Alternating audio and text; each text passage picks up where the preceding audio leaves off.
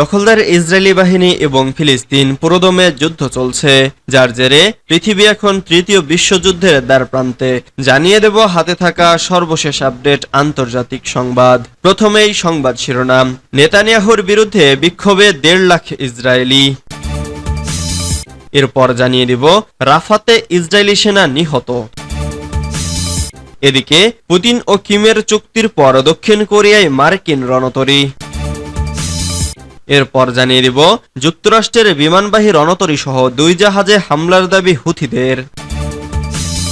আরও জানিয়ে দিব উমরা ভিসা মিলবে একদিনের মধ্যেই। সর্বশেষ জানিয়ে দেব তাইওয়ানের স্বাধীনতাকামীদের বিরুদ্ধে চীনের নতুন শাস্তি নীতি। এতক্ষণ শুনছিলেন সংবাদ শিরোনাম, এবারে বিস্তারিত। তবে অনুরোধ থাকবে ভিডিওটিতে একটি লাইক করবেন এবং কমেন্ট করে জানিয়ে দিবেন কোন জেলা থেকে আপনি আমাদের এই ভিডিওটি দেখছেন। নেতানিয়াহুর বিরুদ্ধে বিক্ষোভে 1.5 লাখ ইসরায়েলি। ইসরায়েলের প্রধানমন্ত্রী বেঞ্জামিন নেতানিয়াহু সরকারের বিরুদ্ধে বিক্ষোভে অংশ নিয়েছে অন্তত 1.5 লাখ ইসরায়েলি। শনিবার 22 জুন তেল আবিবে নেতানিয়াহুর লিকুদ পার্টির সদর দফতরের বাইরে জাতীয় পতাকা হাতে বিক্ষোভে অংশ নেন বিক্ষোভকারীরা। এ সময় তারা যুদ্ধবিরতি চুক্তি, গাজায় জিম্মিদের ফিরিয়ে আনা ও আগাম নির্বাচনের দাবি জানায়। কাতার ভিত্তিক সংবাদ মাধ্যম আল জাজিরা এ খবর জানিয়েছে। টাইমস অব ইসরায়েল অনুসারে লিকুদ পার্টির সদর দফতরের কাছে রাস্তা অবরোধ করে সরকার বিরোধী বিক্ষোভকারীদের ছত্রভঙ্গ করার সময় ইসরায়েলি পুলিশ 3 জনকে গ্রেফতার করেছে। বিক্ষোভকারীরা আগুন লাগিয়ে রাস্তা অবরোধ ও পথচারীদের বিপন্ন করেছে বলে দাবি করেছে ইসরায়েলি পুলিশ। এ সময় বিক্ষোভকারীদের হাতে ছিল অপরাধমন্ত্রী ও যুদ্ধ বন্ধ করুন লেখা প্লেকার্ড। তারা সরকার ও নেতানিয়াহুর বিরুদ্ধে স্লোগান দিচ্ছিল। গাজায় ইসরায়েলি বাহিনীর অভিযান শুরুর 8 মাস পেরিয়ে গেছে। এরপর থেকে প্রতি সপ্তাহান্তে ইসরায়েলের শহরগুলোতে বিক্ষোভ হয়ে আসছে। রাফাতে ইসরায়েলি সেনা নিহত। ফিলিস্তিনের গাজা উপত্যকায় হামাসের সঙ্গে সংঘর্ষ চলাকালে গ্রোস মালকিয়া নামে এক সেনা নিহত হয়েছেন। 25 বছর বয়সী মালকিয়া ইসরায়েলি সেনাবাহিনীর 205 ব্যাটালিয়নে কর্মরত ছিলেন। ইসরায়েলি প্রতিরক্ষা বাহিনী জানিয়েছে ট্যাঙ্ক দুটির পরিস্থিতি তদন্ত করা হচ্ছে। মালকিয়া মরণোত্তর সার্জেন্ট মেজর পদে উন্নীত হয়েছেন। ইসরায়েলের সংবাদ মাধ্যম ওয়াইনেট জানিয়েছে রাফাতে একটি অপারেশন চলাকালীন ট্যাঙ্ক দুর্ঘটনায় মালকিয়া প্রাণ হারান। এই ইসরায়েলি সেনার মৃত্যুর ফলে হামাসের বিরুদ্ধে স্থল আক্রমণ এবং গাজার সীমানায় পরিচালিত অভিযানে নিহত সৈন্যের সংখ্যা বেড়ে 315-তে দাঁড়িয়েছে। এই নিহতের মধ্যে একজন পুলিশ কর্মকর্তাও আছেন, যিনি জিম্মি উদ্ধারের মিশনে নিহত হন। গত বছরের 7 অক্টোবর ফিলিস্তিনের স্বাধীনতাকামী সংগঠন হামাস আকস্মিকভাবে ইসরায়েলে হামলা চালায়, যার ফলে 1200 জন নিহত ও 2 শতাধিক ব্যক্তি জিম্মি হয়। এর প্রতিক্রিয়ায় ইসরায়েল গাজায় তীব্র প্রতিশোধমূলক হামলা শুরু করে। পুতিন কিমের চুক্তির পর দক্ষিণ কোরিয়ায় মার্কিন রণতরী। কয়েকদিন আগে উত্তর কোরিয়ার সঙ্গে প্রতিরক্ষা চুক্তি করে রাশিয়া।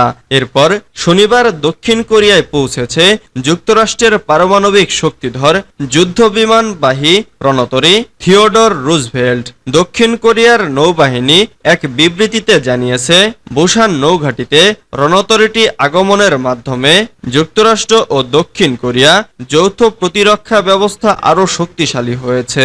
এবারের ত্রিদেশীয় সামরিক মহড়ায় যুক্তরাষ্ট্র, দক্ষিণ কোরিয়া ও জাপান অংশ নেবে। এ মহড়া উত্তর কোরিয়ার ক্রমবর্ধমান হুমকির জবাব দিতে তাদের দৃঢ় সংকল্প প্রকাশ করবে।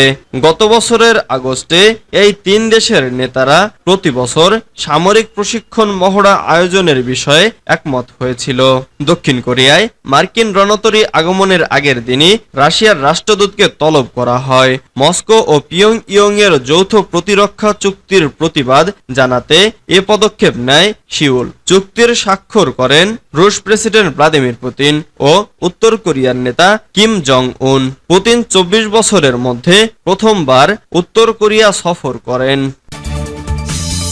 যুক্তরাষ্ট্রে বিমানবাহী রণতরী সহ 2 জাহাজে হামলার দাবি হুথিদের। ইয়েমেনের সশস্ত্র গোষ্ঠী হুথি লোহিত সাগরে মার্কিন বিমানবাহী রণতরী আইজেনহাওয়ারে হামলা চালানোর দাবি করেছে।